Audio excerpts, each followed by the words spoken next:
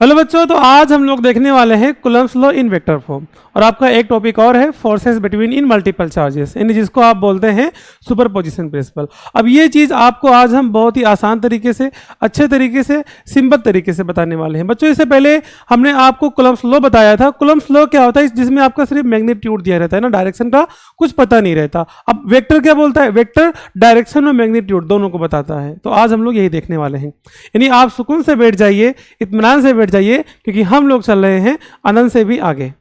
तो बच्चों, यहां पे आपके सामने क्या दिया है? Coulomb's law in vector form, ये चीज देखने वाले हैं। अब ये होता क्या है, थोड़ा सा मैंने यहां पे लिखा है कि the vector form of Coulomb's law shows that the force exerted by one charge on the other is equal and opposite the force exerted by the other charge on the first charge. समझ में नहीं आया? मतलब जो बच्चों पहला charge है वो दूसरे पे फोर्स लगाएगा, और जो दूसरा चार्ज है वो पहले पे फोर्स लगाएगा। अब यहाँ पे मैंने यहाँ पे एक नोट लिखा है। क्या यहाँ पे बोला कि the vector form of Coulomb's law always Newton's third law of motion. आपने क्लास 11 में पढ़ा होगा Newton third law of motion, जिसमें आपने देखा होगा बच्चों कि मास 1 होता था एक, और एक होता था मास 2। अब पहला वाला मास इस पे फोर्स लगाता था, यानी दूसरे पे फोर्स लग रहा है दूसरे मास पे पहले की वजह से, यानी F21। और बच्चों यहाँ पे पहले पे फोर्स लग रहा है दूसरे की वजह से F12। इस तरह से आप बोलते थे। जस्ट लाइक यहाँ पे ऐसे ही Coulomb's law in vector form में। बच्चों यहाँ पे आपका एक Q1 चार्ज होगा और यहाँ पे आपका एक Q2 चार्ज होगा, और इन दोनों के बीच का जो डिस्टेंस होगा बच्चों वो वेक्टर के फॉर्म में होगा, है ना। अच्छा, रियल में इसको एक ग्राफ पे बनाते हैं, मतलब कि ये जैसे XY ग्राफ होता है कुछ इस तरह से, आप इस तरह से बनाते हैं।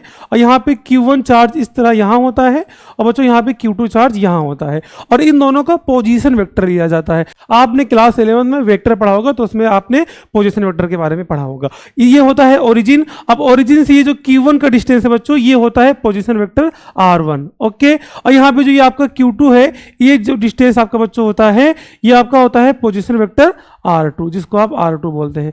बताओ, इतना ठीक है? अब इन दोनों के बीच का डिस्टेंस बच्चों, क्योंकि Q1 Q2 का भी तो कुछ डिस्टेंस है, तो अगर आप सेकंड से फर्स्ट की तरफ जाएंगे बच्चों, तो ये आपका कहलाएगा R21। क्या कहलाएगा?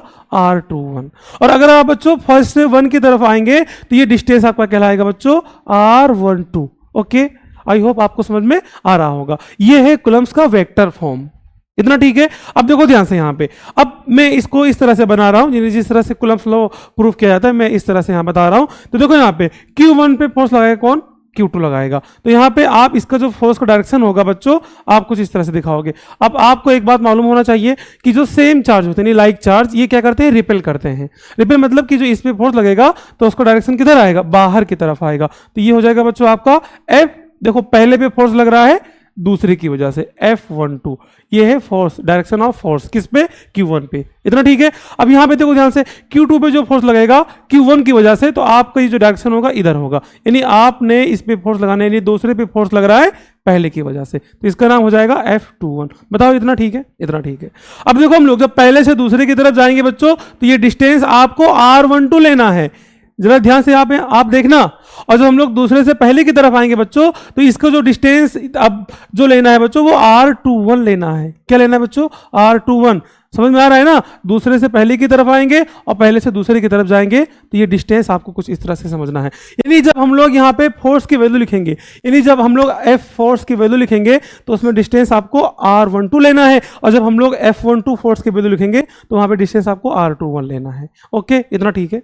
अब यहाँ पे बच्चों हम लोग, ये आपके सामने फिगर था, जो मेन फिगर आपका यही है। नॉर्मली फोर्स को इधर ही दिखाते हैं कि जो आपका दूसरे पे फोर्स लगेगा पहले की वजह से F21, और जो आपका पहले पे फोर्स लगेगा दूसरे की वजह से F12, इस तरह से। ओके, अब ये दोनों फोर्स के डायरेक्शन है बाहर की तरफ। क्यों? क्योंकि ये दोनों चार्ज क्या है? लाइक चार्ज है, यानी प्लस प्लस हो सकते हैं या माइनस माइनस हो सकते हैं। अब यहाँ पे बच्चों हम लोग लगे हाथ ये भी समझ लेते हैं कि अगर अनलाइक चार्ज हो बच्चों, यानी कि माइनस अगर Q1 हो और एक चार्ज क्या हो? प्लस Q2 हो, तो इन दोनों के बीच जो लगने वाला फोर्स है वो फोर्स ऑफ अट्रैक्शन होता है। क्या होता है? Force of attraction. यानी बच्चों F12 और F21 इस तरह से, यानी दोनों एक डायरेक्शन में होते हैं। दोनों एक दूसरे को अट्रैक्ट करते हैं। बताओ इतना ठीक है। अब यहाँ पे जो हम लोग अभी इसको प्रूव करने वाले हैं, कुछ प्रूव नहीं करेंगे। अगर आपको कूलम्ब्स लॉ प्रूव करना आता है, वो फॉर्मूला मालूम है, तो बस हम उसी को डायरेक्शन के फॉर्म में लिख देंगे। देखो कैसे। तो बच्चों आपने देखा होगा कि जो कूलम्ब्स फोर्स होता है F, वो होता है 1/4 pi epsilon not into Q1 Q2 upon में R स्क्वायर। बताओ ये था कूलम्ब्स फॉर्म है ना, इन स्केलर वेक्टर, जैसे स्केलर में होता है ना, देखो एक स्केलर होता है और एक वेक्टर फॉर्म होता है। स्केलर में सिर्फ मैग्नीट्यूड रहता है, डायरेक्शन नहीं रहता, और वेक्टर में मैग्नीट्यूड डायरेक्शन दोनों होता है। तो ये आपका स्केलर में दिया था, कूलम्ब्स लॉ आपका स्केलर में होता है। ओके, अब यहाँ पे बच्चों हम लोग लिखने वाले क्या है, वेक्टर फॉर्म लिखने वाले हैं। तो यहाँ पे आपके सामने दो फोर्स दिख रहा है। कितना फोर्स दिख रहा है? दो फोर्स, एक F12 दिख रहा है, एक F21 दिख रहा है। तो बच्चों यहाँ पे हम लोग पहले निकालेंगे F12 की वैल्यू।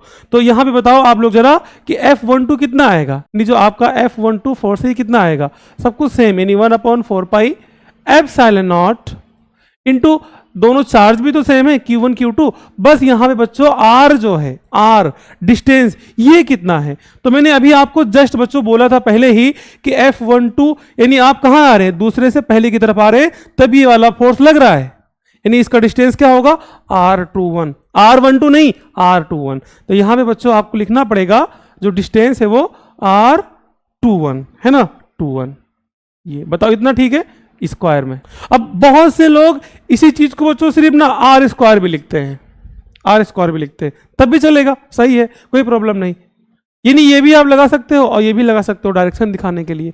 बहुत सारी किताब में आपको ये लिखा हुआ मिल सकता है।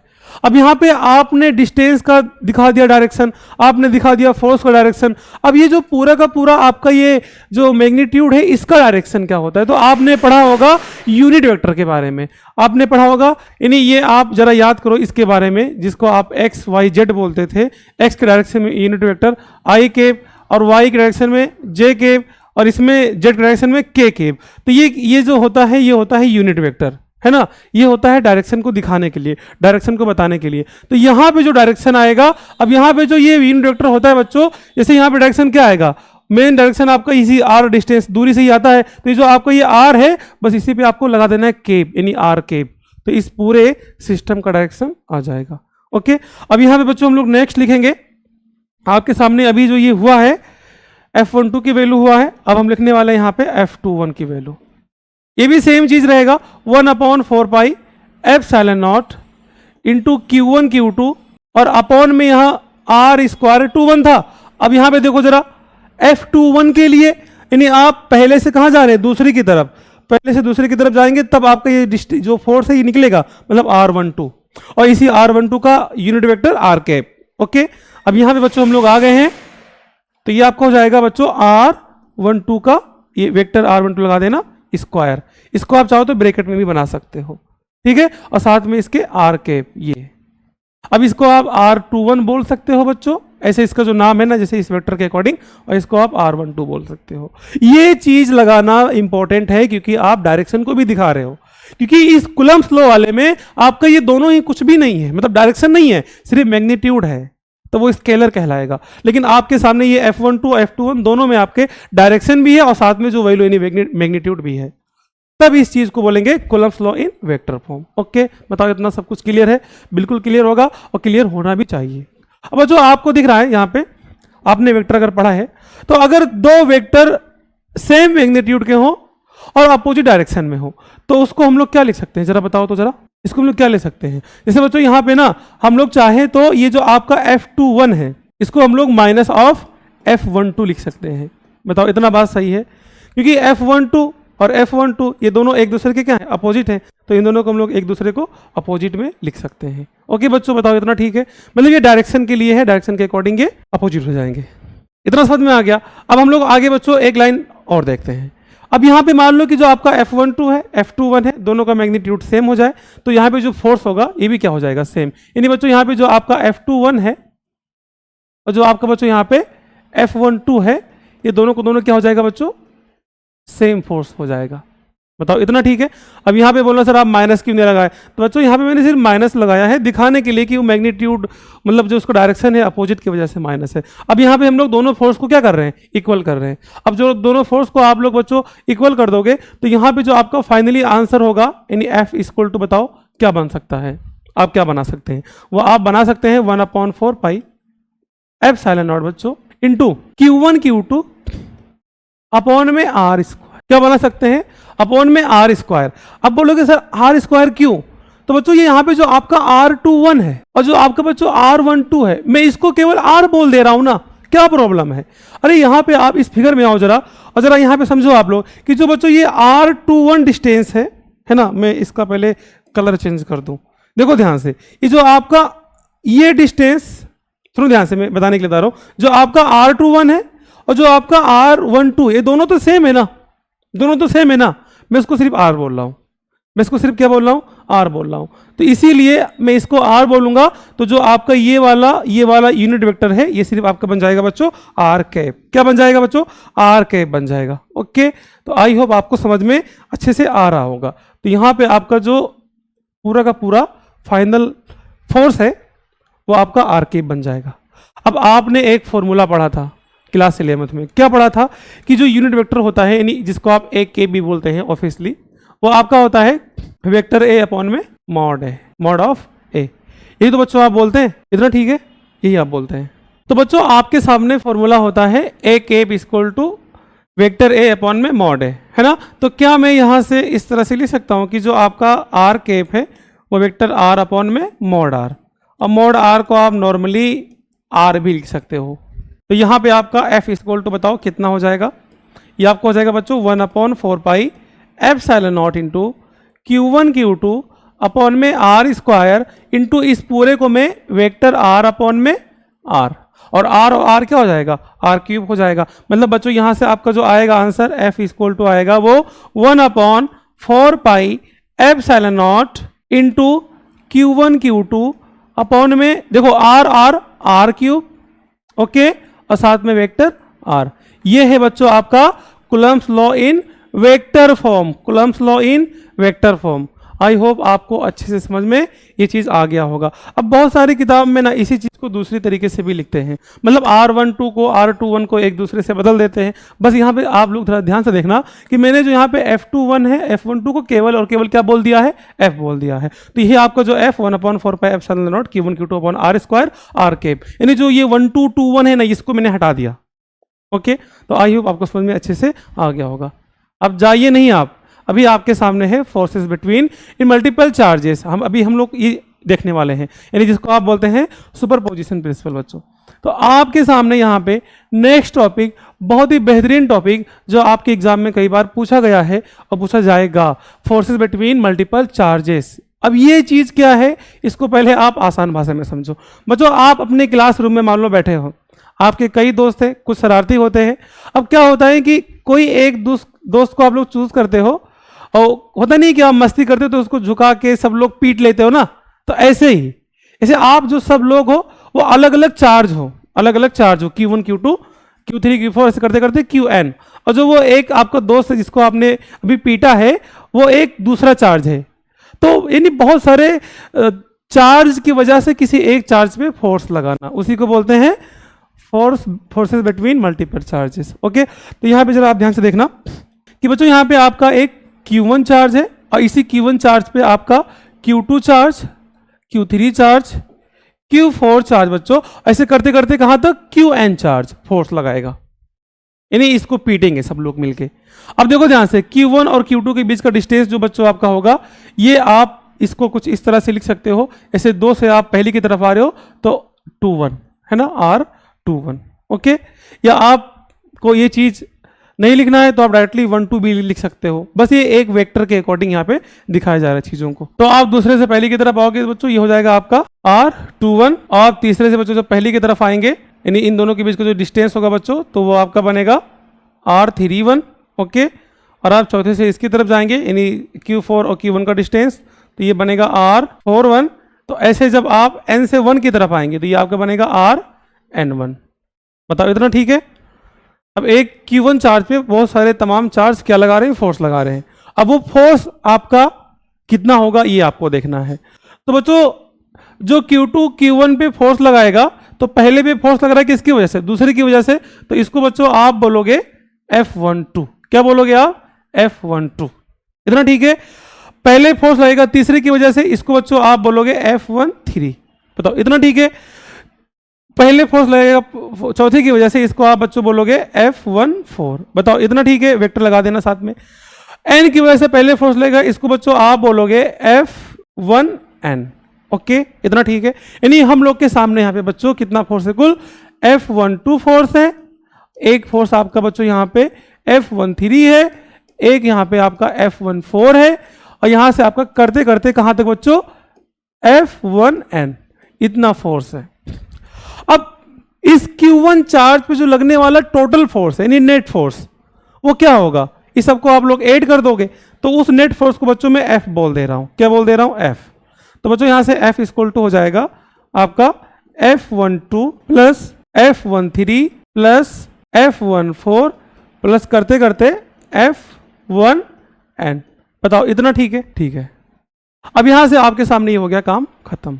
अब यहां भी बच्चों जो हम लोग आगे बढ़ेंगे तो ये जो आपका F12 यानी फोर्स का वैल्यू होगा, तो यहाँ पे क्या होने वाला है?